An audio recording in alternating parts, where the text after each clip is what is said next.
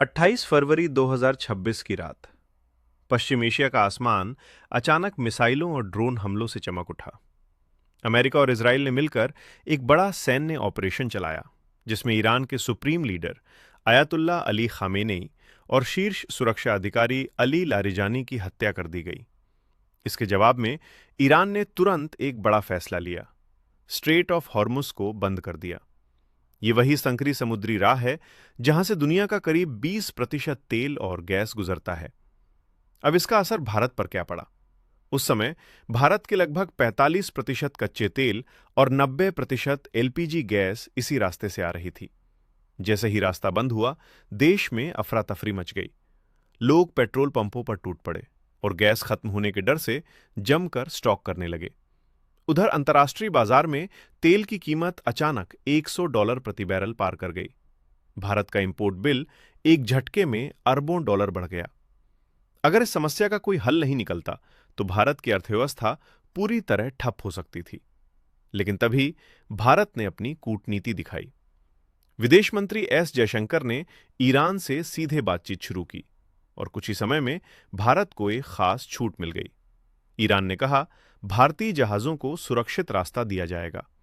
इसके बाद भारत के एलपीजी टैंकर शिवालिक और नंदा देवी करीब 90,000 टन गैस लेकर सुरक्षित निकल गए। फिर कच्चे तेल का टैंकर भी इसी रास्ते से गुजर गया। कुछ खबरें आईं कि भारत ने बदले में ईरान को जहाज दिए, लेकिन भारत सरकार ने इसे पूरी तरह खारिज कर दिया। असल में यह भारत की मजबूत कूटनीति का नतीजा था। लेकिन समस्या अभी खत्म नहीं हुई थी। युद्ध के कारण मध्य पूर्व में तेल उत्पादन करीब 2 करोड़ बैरल प्रतिदिन घट गया। भारत को तुरंत नए सप्लायर ढूंढने पड़े। तभी अमेरिका ने बड़ा कदम उठाया।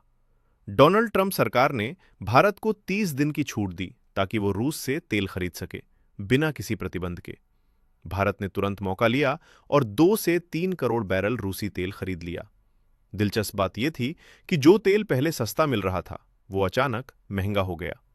लेकिन उस समय कीमत से ज्यादा जरूरी था देश में ईंधन की सप्लाई बनाए रखना। अब बात आती है देश के अंदर की स्थिति की। सरकार ने तुरंत गैस राशनिंग लागू कर दी। एक प्राथमिकता तय की गई, घरों और ट्रांसपोर्ट को 100% सप्लाई दी जाएगी, लेकिन उद्योगों को केवल 65% गैस दी गई।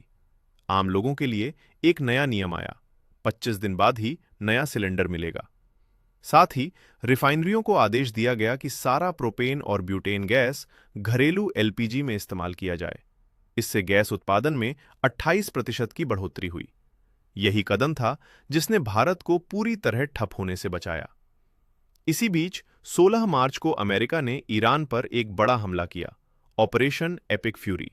लेकिन एक बात सबको हैरान कर गई, भारत का चाबहार पोर्ट, जहां भारत काम कर रहा था, उसे जानबूझकर निशाना नहीं बनाया गया। भारत ने एक और बड़ा कदम उठाया, रुपया रियाल ट्रेड सिस्टम। इससे डॉलर पर निर्भरता कम हुई और भारत ने सुरक्षित तरीके से व्यापार जारी रखा। इस पूरे संकट में भारत ने एक चीज साबित कर दी कि अगर किसी देश की कूटनीति मजबूत हो तो वो किसी भी वैश्विक संकट को संभाल सकता है। न पूरी तरह अमेरिका के साथ, न पूरी तरह ईरान के खिलाफ, बल्कि अपना संतुलन बनाए रखते हुए। भारत ने ये युद्ध शुरू नहीं किया था, लेकिन इसे संभालने के लिए एकदम सटीक रणनीति अपनाई। और यही दिखाता है आज की दुनिया में किसी देश की असली ताकत उसकी एनर्जी सिक्योरिटी और स्ट्रेटेजिक इंडिपेंडेंस होती है।